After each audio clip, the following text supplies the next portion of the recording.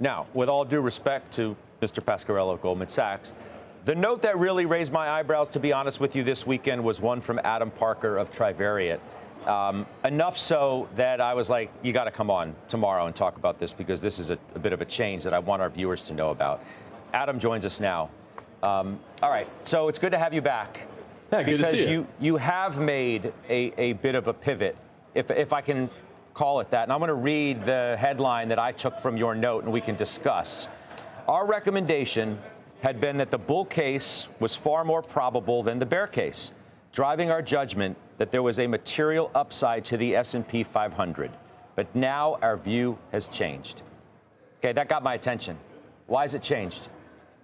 Well, the three pillars to the bull case were easy financial conditions, gross margins expanding, and a belief that earnings are going to grow. The three pushbacks we always worried about were kind of a tightening set of conditions, slowing consumer, and a China recovery that's pumped. So we try to market our views. And I think what I wrote there is, look, I have no idea now if the next 10% moves up or down. It seems to me like 5,600 is about as likely as 4,600. So I think the way Jim framed it makes sense to me, kind of 50-50 chance we move in either direction. Why? One, the stagflation, like I wrote in my note, if stagflation were a stock, it would be up, right? The economy looked a little slower. We could get some cyclical pressure on inflation a little bit.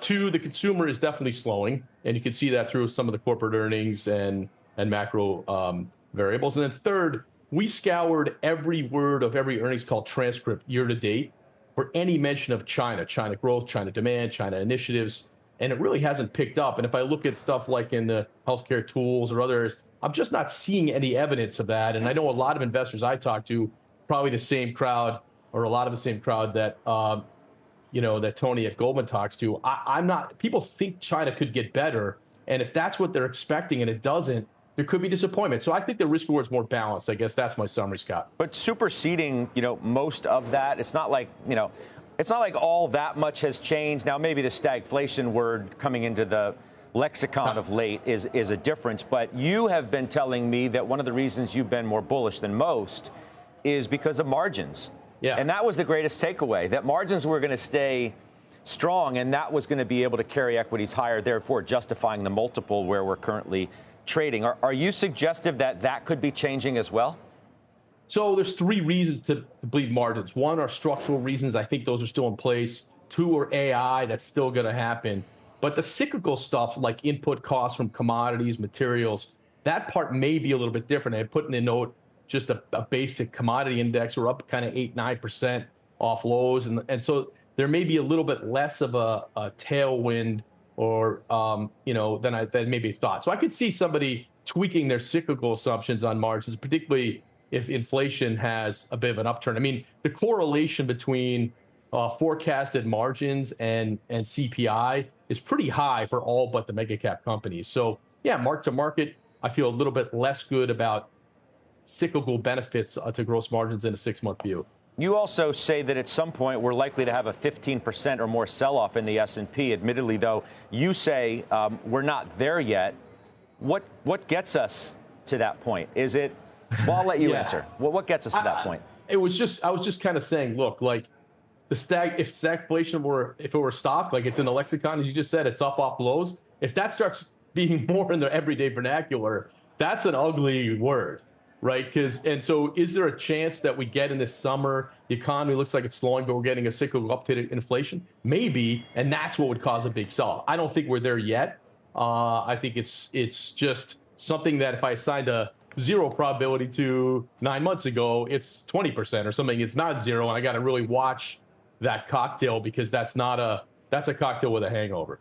I mean, but and some would say no matter what, look at PCE. Listen to the Fed. Just because they're pushing off or out doesn't mean they're pushing away. We still expect the next move from the Fed to be a cut, correct? I think so. I like frameworks, and I like people who are disciplined, and I can understand the frameworks, and I can understand, how, deviations can cause change. I don't really know what their framework is, to be honest with you. And I know that the people who follow them carefully have not been successful at forecasting their movements. So I can't really impregnate that into my view of the equity market. I got to take a step back and say, what do I think causes volatility into the corporate earnings? What I think causes volatility in the multiples?